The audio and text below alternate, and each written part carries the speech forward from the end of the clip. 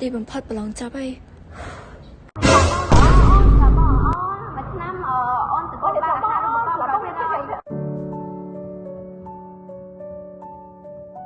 គ្រប់គ្រងពាណិជ្ជកម្មអន្តរជាតិទំនងចង់ដឹងព័ត៌មានលម្អិតដល់ហើយចង់ដឹងព័ត៌មានលម្អិតមែនអត់គ្រប់គ្រងពាណិជ្ជកម្មអន្តរជាតិគឺជា Department មួយដែលស្ថិតក្នុងសាកលវិទ្យាល័យភូមិន្ទភ្នំពេញ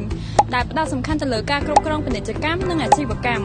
ក្នុងការសិក្សានិស្សិតនឹងទទួលបានចំណេះដឹងនិងបទពិសោធន៍យ៉ាងច្រើនពីសំណាក់លោកគ្រូអ្នកគ្រូដែលបានបញ្ចប់ការសិក្សាថ្នាក់អនុបណ្ឌិតនិងបណ្ឌិតពីបរទេសមិនត្រឹមតែប៉ុណ្ណោះពួកគាត់សុទ្ធសឹងតែមានបទពិសោធន៍នៅក្នុងជំនាញនិងអាជីវកម្មផ្ទាល់ខ្លួនរបស់ពួកគាត់ចំណែកឯសិភៅសិក្សាគោលរបស់សាលាវិញគឺសុទ្ធសឹងតែមានប្រភពមកពីបរទេសជាពិសេសនោះគឺសហរដ្ឋអាមេរិកដែលយើងត្រូវសិក្សានៅក្នុងជំនាញគ្រប់គ្រងពាណិជ្ជកម្មអន្តរជាតិឬយើងហៅកាត់ថា IBM ក្នុងនោះមានមុខវិជ្ជាសំខាន់ៗដូចជាក្រណភាពទីផ្សារ Digital ការគ្រប់គ្រងហិរញ្ញវត្ថុការគ្រប់គ្រងធនធានមនុស្សការសិក្សាពីបរិយាកាសអាជីវកម្មនិងសេដ្ឋកិច្ចការគ្រប់គ្រងក្នុងការលក់ការគ្រប់គ្រងតែចង្វាក់ក្នុងការផ្គត់ផ្គង់ច្បាប់អាជីវកម្មពន្ធដារនិងភាសាអង់គ្លេសសម្រាប់ទំនាក់ទំនងជំនាញគ្រប់គ្រងពាណិជ្ជកម្មអន្តរជាតិក៏មានផ្ដល់នូវឱកាសឲ្យបុគ្គលជាច្រើនដើម្បីផ្លាស់ប្ដូរការសិក្សាទៅឯក្រៅប្រទេសជាក់ស្ដែងដូចជារូបខ្ញុំផ្ទាល់ជានិស្សិតឆ្នាំទី1ដែលបច្ចុប្បន្នកំពុងផ្លាស់ប្ដូរការសិក្សានៅឯប្រទេសចិនសម្រាប់រយៈពេល1ខែសិក្សាអំពី Cross Border E-commerce ឬឲ្យហៅជាភាសាខ្មែរបានថា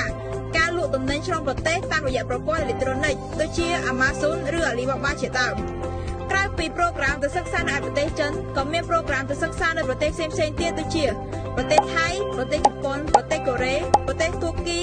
ប្រទេសម៉ាឡេស៊ីប្រទេសសិង្ហបុរីក៏ដូចជាប្រទេសហូឡង់ជាដើមសិស្សខ្ញុំជាច្រើនរូបក៏ទទួលបានអាហារូបករណ៍ទាំងអស់នេះផងដែរដូចជាសិស្សច្បងរបស់ខ្ញុំម្នាក់បង Fortune ក៏ទទួលបានអាហារូបករណ៍ទៅប្រទេសសិង្ហបុរីតាមរយៈកម្មវិធី NUS Enterprise Summer Program ហើយក៏ទទួលបានអាហារូបករណ៍ទៅសិក្សានៅប្រទេសហូឡង់រយៈពេល1ឆ្នាំនេះផងដែរក្រៅពីនេះក៏មានកម្មវិធីបណ្ដុះបណ្ដាលនិងសិក្ខាសាលានានាដែលមានទាំងវាគ្មិនជាតិនិងអន្តរជាតិ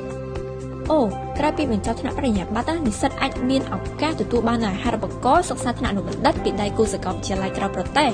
ជាស្ដែងកាលពីថ្មីនេះសិស្សច្បងចំនួន7រូបពួកគាត់បានបន្តការសិក្សាថ្នាក់អនុបណ្ឌិតផ្នែកគ្រប់គ្រងធុរកិច្ចពីសាលាក្រៅឧត្តម IBS នៅសាកលវិទ្យាល័យ Beijing University of Foreign Study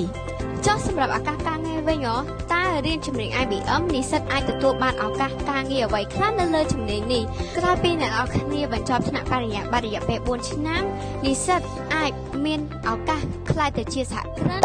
ឬក៏ពួកគាត់អាចបង្កើតជាអាជីវកម្មខ្លួនឯងទាំងអាជីវកម្មខ្នាតតូចនិងខ្នាតមធ្យមបន្ថែមពីលើនេះទៀតពួកគាត់ក៏អាចមានលទ្ធភាពបម្រើនៅក្នុងវិស័យធំៗដូចជាវិស័យរដ្ឋនិងវិស័យឯកជនវិស័យរដ្ឋពួកគេអាចបម្រើនៅក្នុងក្រសួងពាណិជ្ជកម្មក្រសួងសេដ្ឋកិច្ចនិងហិរញ្ញវត្ថុហើយនិងក្រសួងធំៗជាច្រើនទៀតនៅក្នុងប្រទេសកម្ពុជា